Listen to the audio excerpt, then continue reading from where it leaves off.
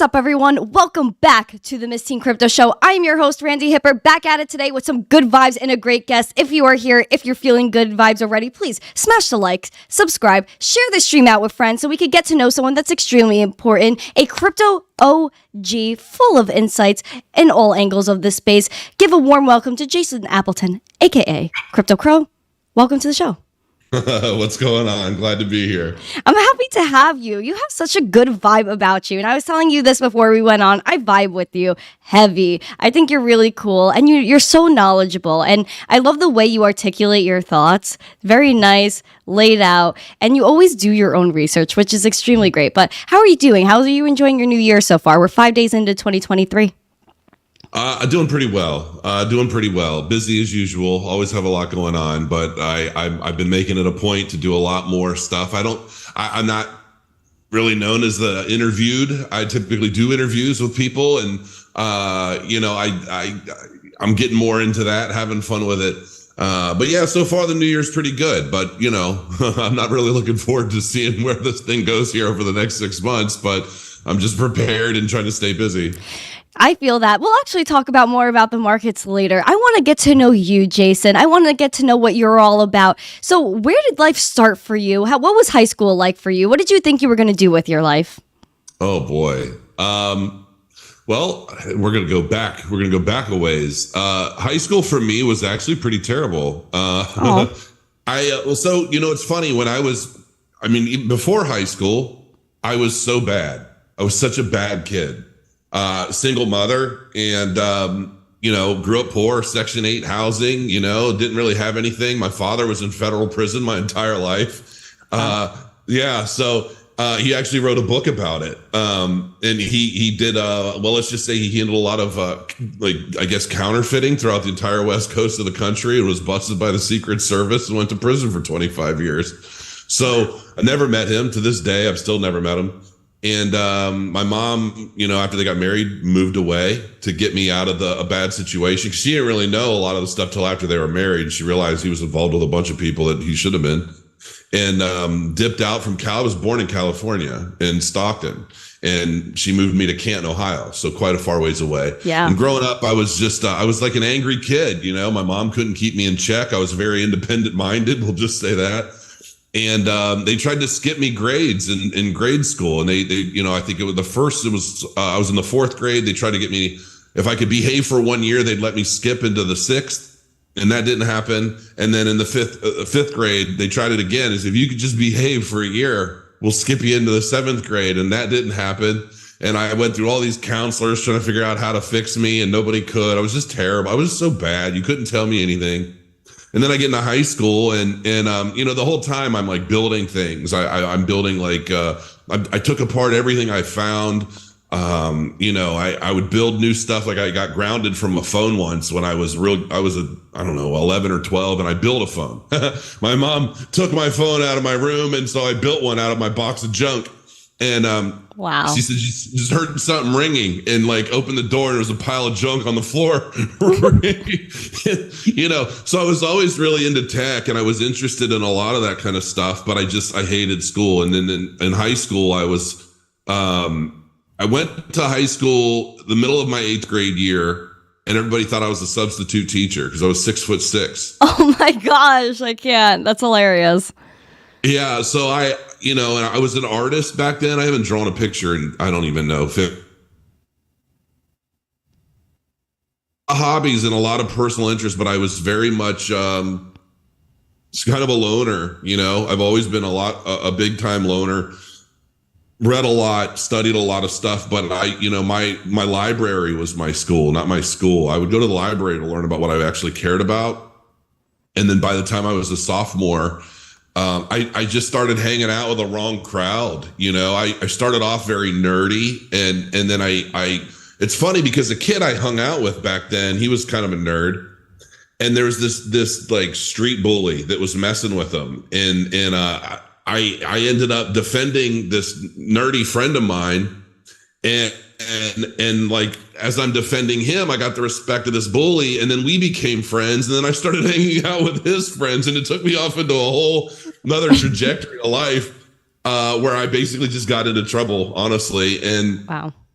And yeah, that ultimately ended up in me just basically leaving school as a sophomore, and then I started my first business. So I was like, I had a little more street cred at the time, and my nerdy side, and kind of put them together. And then I just started my first business out of high school, which was a web design company. And yeah, that's basically kind of the little nutshell of how all that happened. 6'6" going into high school. That's tall. That's tall. Yeah. Like I told you pre-show, I'm only 5'1". That's like insane. And I mean, it definitely probably gave you a nice advantage when you were sticking up for your friend. You were a little bit more scary looking, and the other guy had to run, or else he would have gotten a beat down. You'd never believe this now, but I was actually kind of pretty back then. I was skinny. My face was structured. I actually kind of modeled part-time back then. I did a Perk Plus commercial. Yeah, you'd never guess that today. But back then I wasn't real intimidating as far as looks, but I was really, really tall. And yeah, like typically any kind of bully, I mean, anybody that can stand up to somebody with no fear, they're like, well, I don't know who this guy is. Why is he so not afraid of me? My tattoos and my attitude. Like, yeah, I was always really, really big. I mean, I was born big. I was never on any charts. I was born, they called me the baby hippo when I was born. Oh, that's so cute. Yeah, my mom tells me that all the time. She even wrote a whole thing for college at the time, and she was referring to me as the baby hippo in the hospital.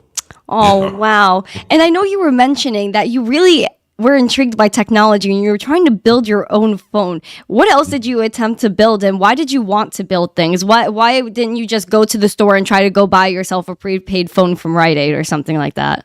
Well, we didn't have any of that when I was a kid. That was I grew up in the day of smoke signals and carrier pigeons. Yeah. Beepers didn't even come out. What's funny is I sold beepers and cell phones when they were coming out when I was like 17. So, wow. You're talking a few years before that. And back then, the only people that had beepers were drug dealers. So, it's a whole new age today where every teenager's got a cell phone. Like back then, it was like $3 a minute to use a cell phone. So nobody really had them. It was crazy. So yeah, we didn't have all that fun stuff back then. I was just bored. I was a bored kid. I was always kind of on my own. I was in trouble a lot, a lot of childhood angst. So yeah, I was just always trying to keep myself busy, and I wanted to learn how everything worked. And it's funny because what started off being a problem, I'd go to grandma's house and I'd take something of hers apart and I'd get in a shit load of trouble. And then, and then it got to the point where like anytime anything broke in the family, they would bring it to grandma's on Saturday for me to fix it. So it was like, what's that Sling Blade with a guy who fixes lawnmowers? It was kind of, I don't know if you've ever seen that with Billy Bob Thornton. No. Okay. Well, you gotta watch that. But yeah, he's basically a slow adult. We'll just say that. And he's known for murdering somebody actually in the movie. And nobody understood why. They just knew he was really slow, and he was really nice, and he was amazing at fixing things. So, yeah, that was kind of me. Beside the criminal side of it. At least I hope so. No. I would feel too bad for somebody before I could do anything like that. But yeah, I just loved taking stuff apart. I just loved learning. I loved figuring things out. And my uncle, who passed away, my uncle's ultimately the reason I got into crypto before he passed away. He was an avionics engineer, and he worked on airplanes and things. And when he was in the Navy, he would come home and he would teach me like solid state electronics and like how to solder and how to read a resistor and things like that. And and that was I think in efforts to try and like rein me in a little bit from just ripping everything apart. He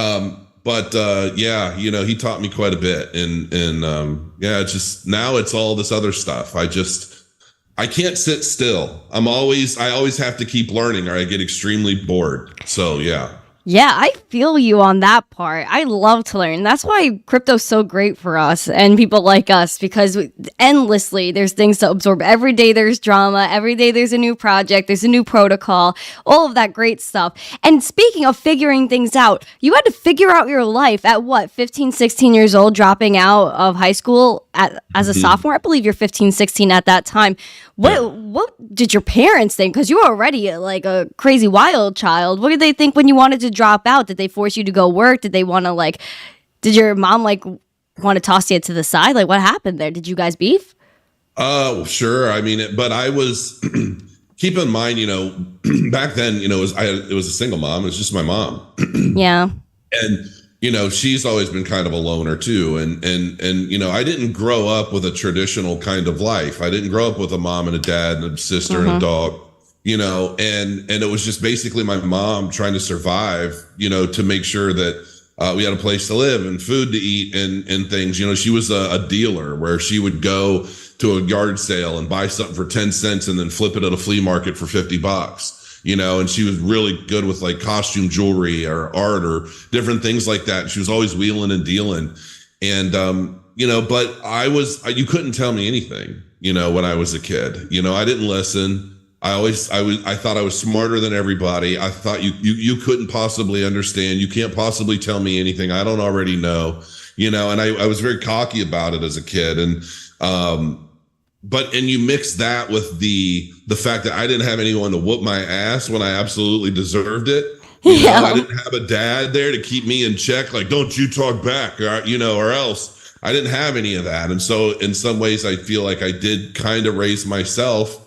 But the one thing is that I was ultimately raised by a bunch of religious women too. So I had that sensibility, that wherewithal where, all my aunts and my grandmother and everybody, they were all, not necessarily preachy, but just like, we love you. Like, you're terrible, but we still love you and God loves you kind of thing, but that was always in the back of my head. It created such a foundational conscience. So that even though I was bad, I was never terrible. Like, I never did anything really, really bad. I was just rebellious. But that also made me who I am today. And I'm still rebellious. I do my own thing. And I look at it like, be whoever you are. Don't let anybody tell you otherwise. As long as you're a good person and nobody's getting hurt, do the best you can and enjoy life while you have it. So that's exactly, that's it. Mm-hmm. Yeah, I think, no matter what you do, there's always going to be someone to tell you no or tell you that you're not doing the right thing. I mean, especially in crypto, right? People will tell you you're insane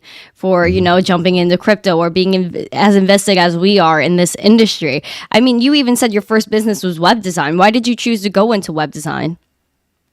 I got a job as an IT guy. I'd never even owned a computer really up to this point, but I was fixing them. And I got a job fixing computers. Well, the very first job I got was for Apple. I was working as their call support rep. And so you call 1-800-SOS Apple. I was like 16 or something, I think, and 17 maybe. And when you call Apple, you'd get me on the phone and I would have to walk you through.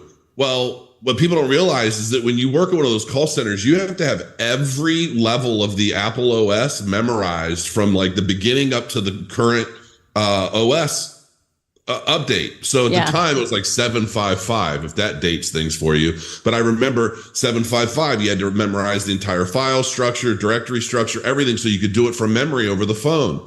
And I was one of the top 3 guys every day in the call center, 35 adults. I was the youngest person there.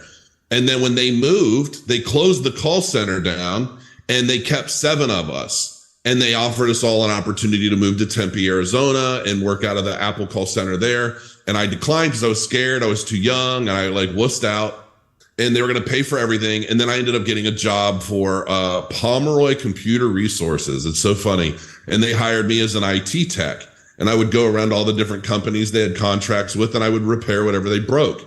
And I had a Commodore 64 when I was like 11. That was it, but I was somehow I got a really good job fixing stuff as a teenager.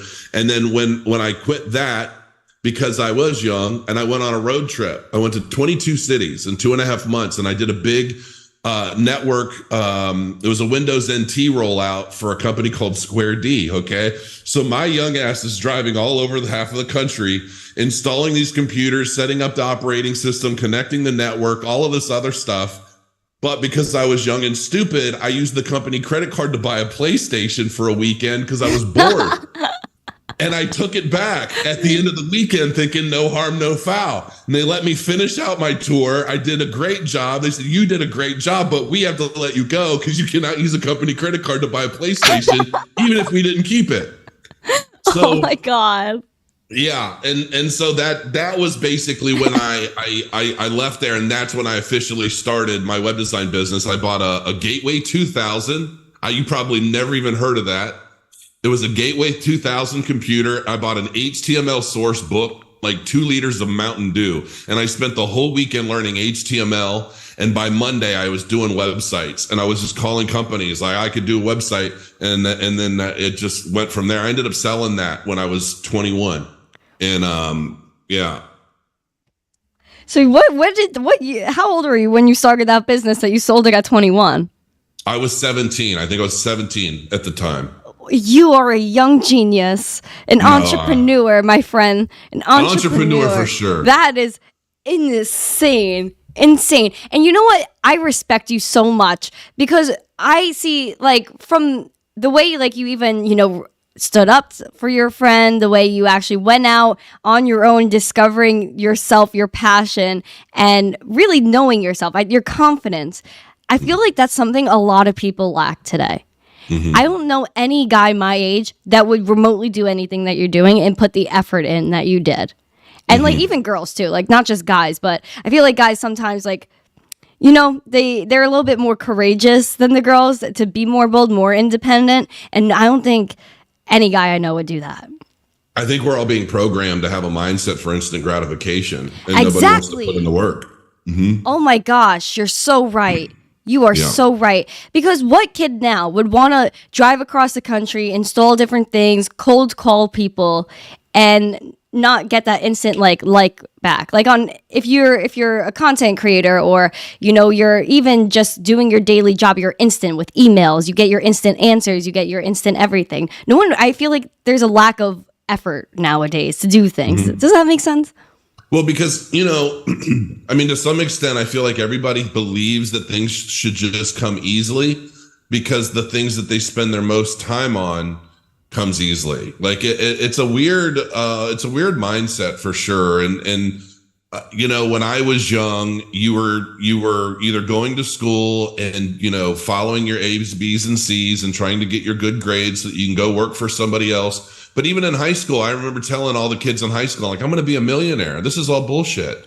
Like, I don't want to learn any of this stuff. This isn't going to help me do anything that I really want to do in life. And a lot of people need to be led. A lot of people don't have the self-confidence or the self-awareness to understand really who they are yet. And so they're waiting for the world to tell them and to define who they are. And then they follow that path with the rest of the people just like them. That's how we fill up corporations full of people in cubicles, punching keys and doing the same thing. It's the innovators like the Elon Musk, who they go out. If you haven't watched Elon Musk's life documentary, you got to watch it. It'll draw a tear to your eye because it's powerful. And it's people like that who are okay with rebelling, and they're confident enough in themselves and what they want to rebel against I hate to say it like that, but the sheep that just follow other sheep. And it's like, if you want to really achieve something outside of the norm, you have to be abnormal. And that's just the way it is. Oh my gosh. You are the best person ever. You really are. 100%. No one follows their dreams anymore. Even people like, they're even like a family, right? That I have cousins that are close to my age. I'm like, what's your dream? Do you have one? And like, there's just no thought there. And I'm just like, oh my gosh. People need people want direction. They want things handed to them and not just going this route. Wow. I respect you so much. So you're 21. Where did life take you from there? Because I don't know, you seem like a very ambitious person. Where did life take you after that? I got into, so here's the thing. I can't believe I'm telling you all of this. Your dad's probably going to kill me for sharing some of this. So I was, like I said, I was very pretty back then. We'll just say that. And I ran into a situation where I swore off women altogether, and I became abstinent completely for like 7 years. Yeah. From the time I was 21, right? So I didn't date, I didn't do anything. I just read and I focused on a bunch of stuff. And I moved back in with my mom, and I told her everything. I'm like, I've had enough. And because I would bounce in bars at night for like extra money and to like have a social life. And it was a wild time, and I was done with it, right? And so I moved back in with my mom thinking I'm just going to take a year break and I'm going to focus on rebuilding me, because I was looking for love in all the wrong places. And I thought, I'm never going to attract the woman I'm meant to be with until I'm the man she's compatible with, right? Ooh, I love that. And so I just focused a lot on trying to make myself better. I was very shallow. I was very like shallow Hal. I was kind of like that. I'm not going to lie. I meant well, but I was just, I wasn't wired right. And I knew that. And that year ended up becoming literally 7 years. And in the midst of that, I got into the music business. I went into a Shell gas station.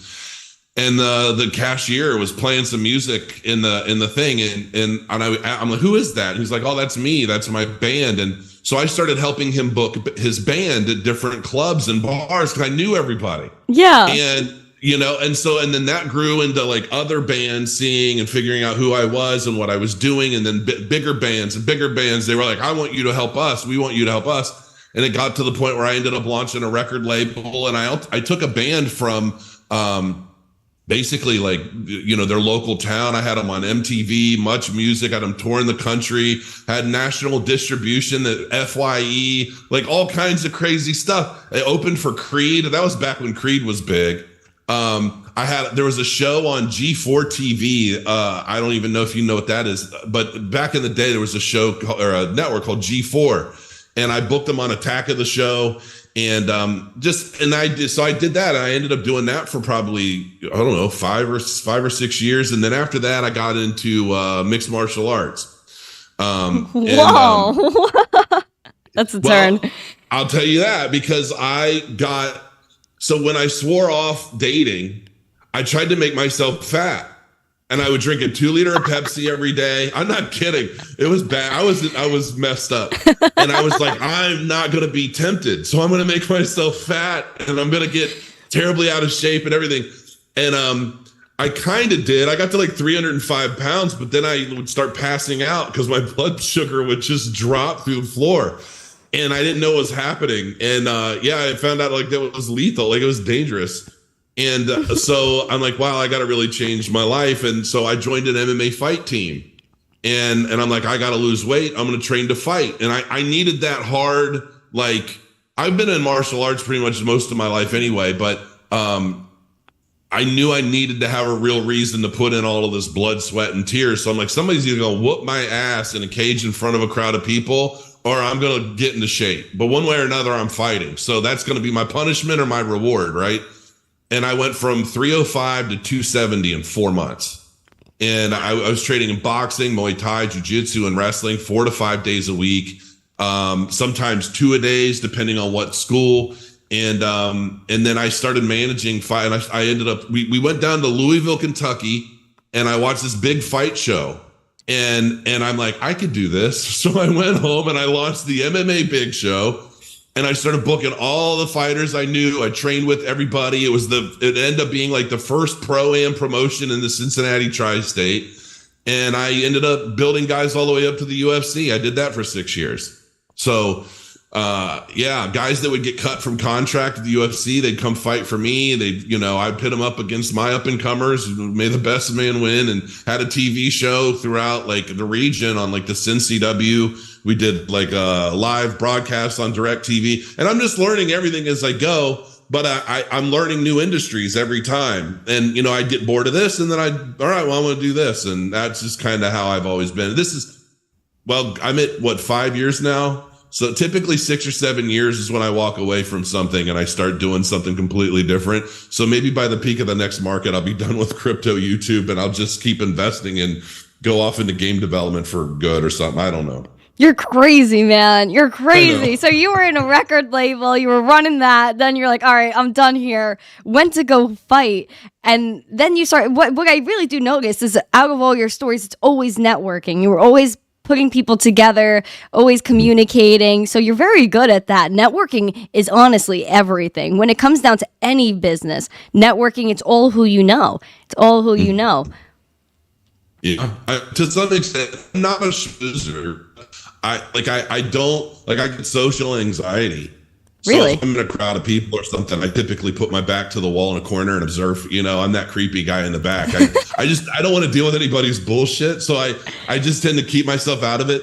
But like at like a crypto convention or something where you get people coming up to you a lot, it's a lot different. I'm always, hey, what's up? But yeah, I do. I get social anxiety really bad, but that's why I drink scotch too. So is scotch your go-to? Yeah, for sure.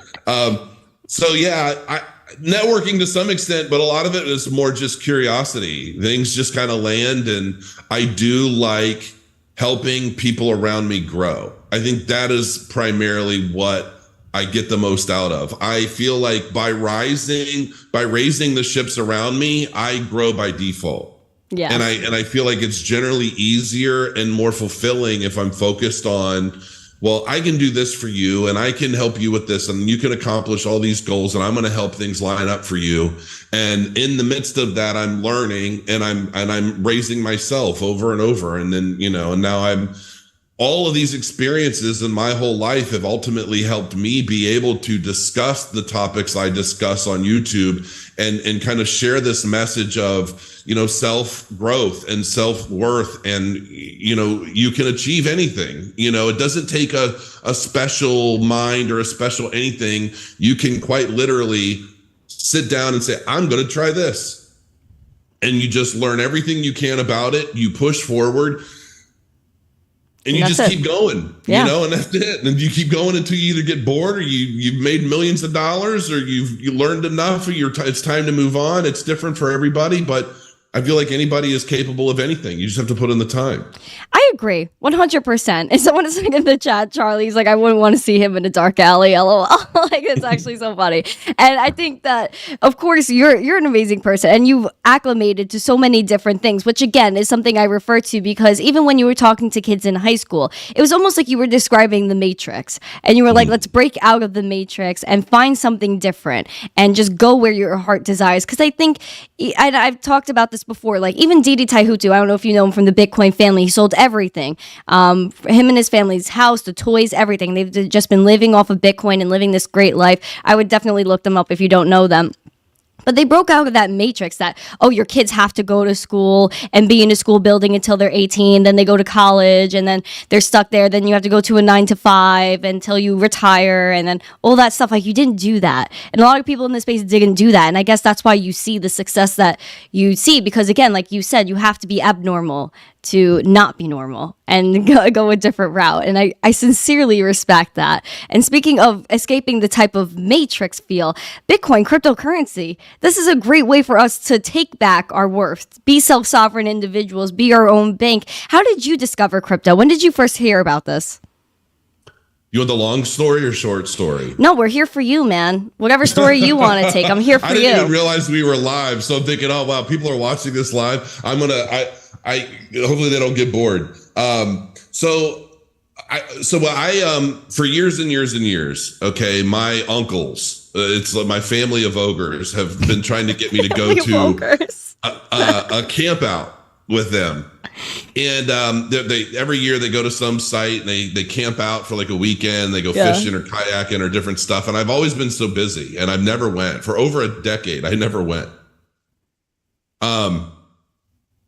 I might get a little emotional. Hold on. So, I've told this story many times, but it never gets easier, because it ultimately changed my life. So I ended up saying, okay, you know what? I'm going to go. And my stepson was interested and I thought it'll be a bonding experience for us. And I thought he'll meet all my ogres in the family. And so we'll go to this camp out and we go. And, we were there for one night because I was busy. I'm like, we'll go for a night and hang out with everyone. We're sitting at a campfire, and my Uncle Mike, who I was telling you about earlier, the avionics engineer guy, really smart guy, loved by the world. He was sitting down telling me about dividend stocks and how he had an aortic issue. So his aortic valve was continuing to expand and get larger. And it's something that he knew about for years and years. But he, went to the doctor, and the doctor's like, listen, we'll do surgery on this in about a year when it's so bad that we don't have a choice because the surgery is very dangerous. But you could pass away at any moment, right? And so he started getting really, really big into dividend stocks to take care of my aunt and his sons if something happened. And he built a huge portfolio to the point where he said, I could pass away right now, and your Aunt Diane and the kids will never have to worry about money again. And he convinced me, to get into this. So by default, I was researching dividend stocks hardcore. I had my Robinhood app at the time, and I'm like, I don't use Robinhood at all anymore. But at the time, it was like that was what I knew. You didn't have to have a broker, and I'm like, I can do this on my own. And he ultimately did pass away. I'm sorry. He flew to China for a vacation, and the doctor said he was okay. This was like, I don't know, it might have been a month or two later. It was that night was the last time I saw him. And he ended up passing away at dinner in China. And that turned it into a whole other fiasco. They were trying to hold him hostage for money and all kinds of stuff. But through researching dividend stocks, I discovered Ian Bellina, Supo Man, and Trevon James at the time.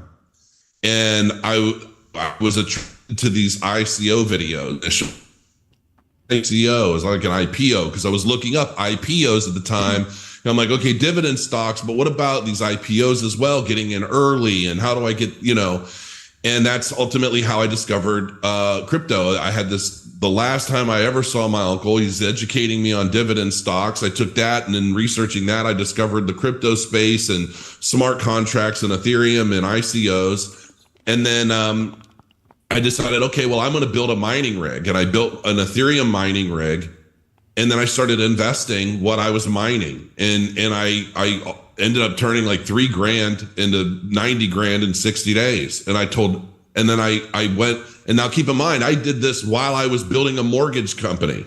So after MMA, I got into the mortgage world because the guy who trained at my gym, he started bringing his kids to my gym to learn MMA. And then when he saw on Twitter that I was looking to get out of the MMA business, he's like, come work for me. You'll be rich in mortgage. I'll teach you the game. You're a natural, blah, blah, blah. And I did do really well. But I was doing all of these things, and I was opening a new mortgage branch office. And I launched a YouTube channel out of that office. So like, if you look at my oldest videos, when I first started talking about Cardano back in 2017, I'm like whispering because I'm in my office and my staff is outside, and I'm sitting here telling them grind out, grind out, grind out. I'm sitting here screwing around on YouTube trying to share my journey in crypto with people, so yeah, I'm whispering and I'm trying to be quiet. So yeah, and I ended up, that's ultimately how it started. And then my channel just started growing, which I only started my channel because my daughters were always on YouTube. And I thought, well, it'll be a fun thing. Maybe they'll watch their dad and they'll get a kick out of it. Oh. And it wasn't any real big thing. And I looked at it like, my uncle taught me this stuff about dividend stocks. Maybe this will be a way to get my daughter's attention in a way that they understand, and I can educate them maybe on crypto as I'm learning. And I was getting like 2,500 subscribers a day, and it was like insanity for a while. And I was growing so quickly back then, and we didn't have nearly as many crypto YouTubers back then as there are now. Way. It's insane now. And so, yeah, that's how it started. And I would basically say, well, these are the projects that I really liked. This is how well they've done. This is what I made on them. And then it got to the point where I had companies like, please talk about us. And, and I started doing deep dives into projects, and I created like a kind of a metric system for reviews. Like, yeah, it just kind of took off from there, and I haven't been able to get out of it since. Wow, you're an innovator. So did you end up ditching the real estate business that you had and went full-time crypto? 6 months later. 6 months. 6 months later, I took to crypto and YouTube full-time. And how did your, you said you had kids at that time, you had your wife. How did your wife feel about you going full-time crypto? Was this something she understood? Well, when I first got into it, like when I first built that mining rig, I was doing pretty well. I mean, I was doing 6 figures, we'll say that. But I was working all the time, right? Yeah. And I was still living check to check. And you'll learn someday, when you've got a family, all you little kids are expensive, and everything costs so much money, and it's just a constant drain. I remember back then, if we went to a bar for dinner and drinks, it was like a big deal for us to spend more than $100, right? Yeah. And even though I did pretty well, it was still, money was tight. And so she had a meeting with a financial advisor about her 401k and my 401k at the time, because I think I had a little bit of money in a 401k from the mortgage stuff and when I was a kid. And I got into crypto, and I said, how about this? You do your 401k thing with this money, see how it goes. I'm going to take my money and I'm going to do this instead. And like 60 days later, all of our debts were paid off. You have no idea. When I went full time, and I'm like, I'm doing this full time. I'm going to take this as far as I can. She's like, peace and love. Do you? Like, it's going well so far. My wife has always been nothing but supportive of me, and in any wild hair idea or anything. She knows that it's kind of like my lifeblood to explore and learn and take risks and do things that, that's why we live in the house we live in now. And she has the life she has now. She always had patience, even when times got tough. And there was one point where, I was like, okay, I'm either going to get into the mortgage business, or I'm going to go work at this logistics company and grind out like 70 hours a week and hate my life. But we got bills to pay, and that's what I'm going to do. And, but she's always been supportive, and like the life that she has now comes from the fact that she never nagged me. She never rode my butt. Like, when are you going to do that? It didn't matter what was happening. She was like, I love you. We have each other. That's your homegirl right there. Go off. Mrs. Appleton for the win. Win. Through and through. Great woman. Yeah. How old are your kids now? Basic 14, 15, 9, almost 10, almost 15 and 16. And then my stepson is almost 20. Whoa. So you got the whole teen up in there. Oh, whoa, that's a lot of craziness. All those teenagers in one house. Oh God. Well, no, because only our daughter, my wife and I's daughter together. We have one together. We're like the Brady Bunch. And I have 2 daughters that still live in Cincinnati, and then my stepson. Her son is still in Cincinnati to finish school, and he just started college there. He got a scholarship for track and all that stuff. So yeah. It's just the 3 of us, but together we've got quite the patchwork. Wow, that's great. And are they into crypto at all? Because I know you said you were wanting to make videos to educate them, or they just didn't catch on. They're like, whatever. Unfortunately, my daughters have taken a completely different path into who knows where. And my stepson is actually starting to open his eyes to crypto. And cool. But he's more of an athlete. His dad is a bodybuilder, his dad is like a competitive bodybuilder and fitness trainer and all that. And so my stepson is kind of wanting to follow in some of that. He doesn't want to get like so big he can't wipe his own butt, but he's definitely more of an athletic kind of guy, and he's fast as lightning. And so, we'll see. I think he's trying to wrap his head around things in the crypto space every once in a while. He's not committed yet. It takes time. I'm sure they're going to get it soon. They're going to realize how cool you are if they don't already. Like, you're an icon, a real icon. I wish all my kids thought that. No, you really are. And I'm going to be truthful. Like, I'm not going to lie to you. I'm transparent like the blockchain. I'm going to be 100% honest with you. I think you're really cool. And I know you said you're into Cardano. Why was Cardano something that really stuck out to you? And can you give a short summary of what Cardano is for people that are new to crypto that may not have heard of it yet? Cardano is what Ethereum wanted to be, but still hasn't been able to. Oh, sheesh. That's spicy. Yeah. That's spicy, yeah. Jason. It's the easiest way to put it. Because, the founders of Cardano and Ethereum and Polkadot, they were all originally a part of the Ethereum team. And they all had these disagreements about how Ethereum should be developed and built over time. And they all broke off and did their own thing. And Charles Hoskinson set off to found Cardano. And ultimately, he set off to build this layer 1 blockchain that would address all of the issues associated with Ethereum and do it in a way that was peer reviewed, more scientific approach, as opposed to just throwing a bunch of crap to a wall and then figuring out what needs fixed later. And so it's been a little bit more of a slower development cycle, but one that once it's built, it's done. They're not having to go back 15 times and try and patch all the holes in a sinking ship. But this could go off into 20 different directions, but ultimately, Cardano is, it's still a baby. It's still an infant, and it's still not even really technically finished. We're waiting on Hydra and Voltaire and some of these other development areas to conclude. And then once they do, there isn't going to be a blockchain out there that can touch it. Not in speed, not in throughput, scalability, interoperability, none of these things. There isn't going to be anything out there that's going to compete with it. Wow. Do you think a lot of projects might, as I like to call, chain hop? Because we're seeing a lot of projects leave, for example, Solana and go to Polygon. A lot of projects are actually going to Polygon right now. Do you think a lot of projects might blockchain hop to Cardano at one point? I think it's very likely, but I think there's an element to like crypto politics that I don't think a lot of people fully understand yet. Yeah. And that's venture capital money, right? Aced it, man.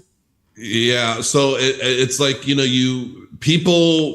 people are sold on blockchains now like they're sold on like Maybelline mascara. It's like, it's not necessarily just about the tech. It's about the money that's pumped into branding and building this kind of this idea of something. Like you said, Solana's a prime example of that. Yep. There's so much money that's gone into basically trying to make people think that Solana was more than it is.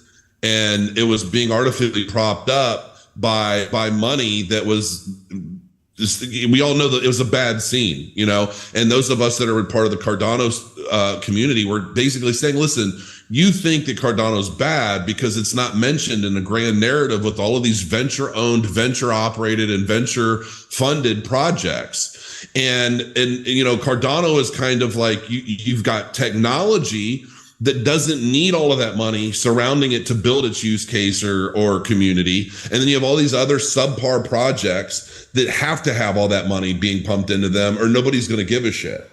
And so we see so much of that, and that establishes this sense of tribalism between all of these different groups. And, and it's almost like a political scene, it's almost like politics in a way. Oh my gosh, money buys the narrative. Yeah. You're so right. You're so right. And speaking of tribalism, there are maximalists in the space, whether they're Bitcoin maxis, ETH maxis, Cardano maxis. Are you a maximalist? And what do you feel about maximalism in general? Do you feel like there should be tribalism in this space? So I don't necessarily consider I am a call it as I see it kind of. So like if Cardano were to make some dramatic error tomorrow, I'll be one of the first to point it out. I'll be like, hey, as you should. Yeah, right. Like I've already started averaging back into Cardano. I hold a lot of it, and I would still say things aren't going so well, But I see the Bitcoin maximalists, and the way I look at them is in a sea of 1000x returns or complete bankrupt at every turn. When you're talking about all of these other layer 1, layer 2s, these apps and dApps and all of this other stuff. You see there are about 20,000, if not more, crap tokens being thrown all over the place as people are trying to cash grab to make a quick dollar. And you see that environment, and you originally made your wealth on Bitcoin. It doesn't necessarily matter that the technology now hasn't been able to evolve into offering all of these other use cases. Bitcoin at its core is still in my opinion, regardless of technological advancement or like growth and scalability of use case, it's still number one. It's always going to be. Yes. Right. And because you're not hacking it, nobody's hacked it. It's secure. It does everything it was set out to do. It's ace. So there are people who find it a lot easier to just continue being proponents of Bitcoin because they don't want to get caught up in the altcoin mess. Exactly, 100%. And it's not like they don't like anything else. It's just that they don't care to like go into it and look into it. And that's the problem. And it's also very difficult to put the time into understanding all of these altcoins. And then on top of that, hope it doesn't end up becoming a scam. 100%. So, there's the risk versus reward. They're already getting rewarded for their interest in Bitcoin. So that's okay. I don't really have a problem with Bitcoin maximalists, and I do understand their perspective on things. But I like a challenge, and I'm okay with that. I'm fine with diving into projects. I always say I'm always right sometimes. So I don't have a problem if I'm wrong about something every now and then. But while Bitcoin is number one, the gain potential is far more significant in something like getting Cardano at 2 cents. You know what I mean? Or even 25 cents for that matter. Like the gain potential is going to far outweigh what I'm going to gain buying Bitcoin at 4,000 and riding it up to 64,000. That's a $60,000 gain. That's great. But how many Bitcoin are most people actually able to own? Right. So if you take that growth potential per dollar in, and you basically say, okay, well, if I put the same amount of money into Cardano at 2 cents or 25 cents and it goes up to $5 or $6 or $8, the numbers speak for themselves. And now that you've got technology that has proven itself over multiple markets, I think it's a pretty safe bet. I don't think I'm worried about, Charles fleeing off with a bunch of people's money into Mongolia or something for good and never to hear from him again. It's the number one developed blockchain out there. I mean, it's been rated with like legitimate GitHub updates. There's nothing being more developed than Cardano. So yeah, and that's at ultimately the bottom or pseudo bottom of a bear cycle. So yeah, I have both. I have some Bitcoin. I have my Cardano, to each their own. Some people like Ethereum. Ethereum's not going anywhere either. It doesn't matter if it's, second gen tech. It was the first to market, and it has first market advantage in smart contract technology. And there's a lot of venture capital money invested in it. So it's not going anywhere either. No, and it's also chosen by the higher ups because it switched to proof of stake and yada yada. So a lot of higher ups like Ethereum. So for that reason, I think it's not going anywhere just because it's favored at this moment, which could change at any time, because they like to switch their opinions up there in the big monies. However, you've seen a few cycles already. You know that big money, like we were saying, is coming into this space at a rapid pace. There's development at a rapid pace, even during this bear market. How do you think this point in time differentiates from when you first came into the space, and how do you feel we're going to be in the next 5 years down the line? I look at 2017 and that market cycle as the definite Wild West. It was a time where enough people were interested and enough opportunity was available that anybody could turn a quick buck. And it was almost like giving the world enough rope to hang itself to some degree, right? And because that allowed regulators to see all of the crazy antics that people would do to make money and try and skirt different systems, whether it was in hacking or some scam, some scheme, or what are all the different ways that people are going to use blockchain to scam people, so forth and so on. And in that, it was very much an opportunity where you can almost throw a dart at the top 100 in the crypto market cap and make a bunch of money. Yeah. So I think moving forward, I think that 2023 is going to be the year of the bottom. And I think that we are absolutely going to see some significant regulation come out, and it's going to really tighten. It's going to tighten down on a lot of things. I mean, I think CBDCs are going to be ushered in a big way. I think a lot of the stable tokens that are currently out are going to get regulated out of the space. And I think that the number of exchanges is very likely going to end up being very limited.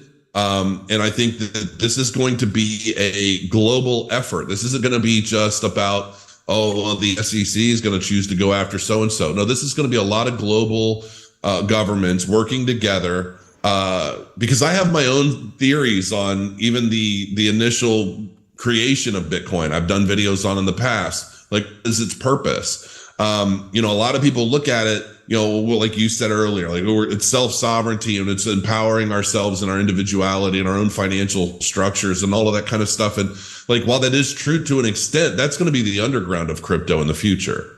Because the reality is, in my opinion, blockchain wasn't created for us to be self-sovereign. It's the narrative we were sold early on as cyberpunks and these tech junkies and things like, oh, we have our own way of distributing value. Screw the banks, we don't need them. This is immutable and all of that, and that's true. But it's also 100% trackable. It also, you can track every transaction on the fly if you've got the processing power to do it. And there isn't anything that is really like, maybe Monero or some of the privacy tokens, but you're not going to be able to use those either, because if you do, there are going to be significant penalties when you're caught with that. I guess I'm starting to ramble off into different sections now. No, but you're right, because even Litecoin MWeb, I think, is a great thing to point out as well, because you could use regular Litecoin, like send back and forth how we usually do, but MWeb, especially when it's adopted, because I know a bunch of wallets are going to add it, you're able to just switch into that privacy mode and just like peg in and peg out with basically not even doing anything. So I think that's going to be a pretty important catalyst in the future. Just MWeb technology. I definitely think that regulation is going to change the space in significant ways, probably this year. Yeah. I can't even deal with these people. I really can't. Well, the other side of that, though, is that when you talk about comparing blockchains, right? You've got Cardano, that is basically one of the most decentralized blockchains out there. And then you've got a lot of this other VC funded stuff that falls somewhere in the line in the middle. There are centralized applications for it, like even Ethereum now with the 2.0 and all that. There are ways that they can censor stuff that happens on the Ethereum blockchain. Yes, 100%. 100%. And that's also going to be one of the reasons why there's more VC money that gets put into it, because to me, I consider a lot of this stuff kind of like, I don't want to say a government sponsored effort, but there's a control system to a lot of this. So, it's like, do you really want to be on the side of decentralization and like you said, trying to be self-sovereign? Well, then you would go with something like a Cardano, because that's basically, even Charles, I talked to him on Telegram. We chat every now and then. And I said, hey, what do you think of this? Like the World Economic Forum, all of this crazy stuff, which, by the way, they just used a picture of me in a World Economic Forum article. I saw that. I was going to bring it up. Yeah. Oh, no. At first, I was kind of like, oh, should I be worried? And then I realized, I forgot. I put up all these photos of me on like some royalty-free website, and somebody that works there pulled it down, threw it in an article. People were telling me to lock my doors and stuff. I'm like, they don't even know. No, they don't know. Your face is blurred out too in it. Right. Yeah. So, but anyway, and he said, we're against it. We're building Cardano to fight against it, because if we don't fight against this system, then we're all going to be slaves. And so, and I asked him permission to screenshot it, and I basically did a video where I talked about it. And it's like, and he's right. He is right. But a lot of people are missing all of that. And so when you say, what do you see coming for the future? I see a lot of the crap being sifted out of the space and just completely gone away with, in favor of some of the more key enterprise level, somewhat more centralized. They're going to be decentralized stuff because they can't kill the spirit of crypto overnight. And then it's going to be about use case. So to summarize a lot of this, from now on, when you're looking at cryptocurrencies that you like or want to invest in or you want to get involved with, I would suggest looking at actual real use case first, not an idea for use case. Actual use case. Speculating on use case potential isn't going to do anybody anything in the near future, 100. Because the speculative nature of that is just going to send everybody's money down into the tubes. So it's definitely going to be about, what actually serves a purpose now, what answers a question, what solves a problem today, and can that grow, and how fast can that grow over the next year or two? Because that's, I think, in some ways going to dictate a lot of what gets missed by the regulation that comes. So I'll leave that at that. You're a smart individual. You are so smart. Jason, I'm so happy that I got to like hang out with you today. And we have to do this again if you want to come back at least, because I can't like force you to come back. Imagine like one day I just tweet and I'm like, Jason's coming tomorrow. And you're like, oh, what? That would be hilarious. But I would love to have you back. I think you're great. Sure. And I would love, thank you so much for sharing all your insights, sharing your life story as much as you did. And I would love you to just give us a moment. Speak from the heart, Jason. 1, tell us where we could find you. And 2, let me know a message that you want to give to the audience. It could be about looking pretty.